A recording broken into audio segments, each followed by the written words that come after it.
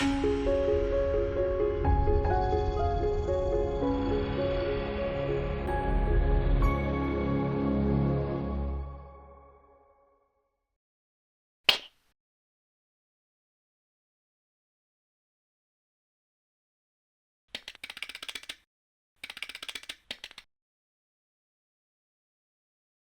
I'm Scott Thornbury, and I'm a teacher trainer, and the author of An A to Z of ELT, Beyond the Sentence, and Uncovering Grammar.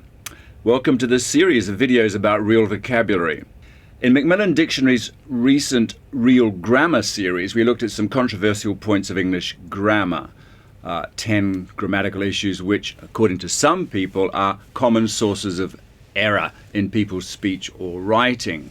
But we questioned whether any of these were really errors at all. And our method was to evaluate these questions not on the basis of rules handed down from generation to generation, but by examining the evidence of language in use. This is what's known as a descriptive approach. That's when you try to discover the way language works by observing what people do when they communicate with one another in different situations.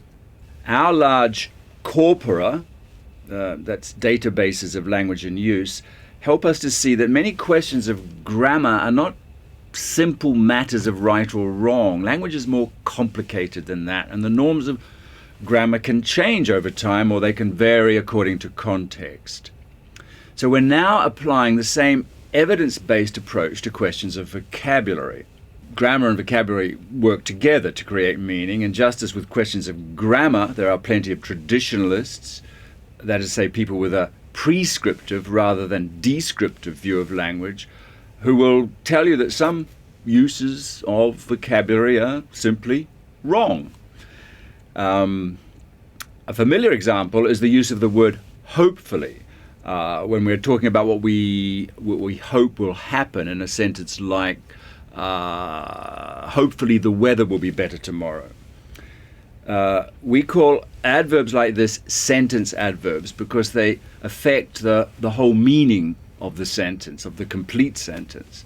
Sentence adverbs are very common in English. We use words like sadly, thankfully, unfortunately in just the same way. And there's no rational argument for saying that hopefully can't be used like this too. Yet there are numerous prescriptive guides to English usage which will tell you that this use of hopefully isn't acceptable. The linguistic evidence, however, tells a different story.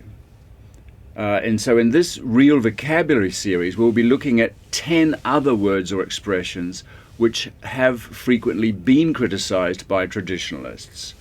We'll compare their claims with the evidence of language in use in order to decide whether these usages are acceptable or not. That's what this new series on Real Vocabulary is about. Thanks for watching, and I hope you enjoy the videos and find them useful.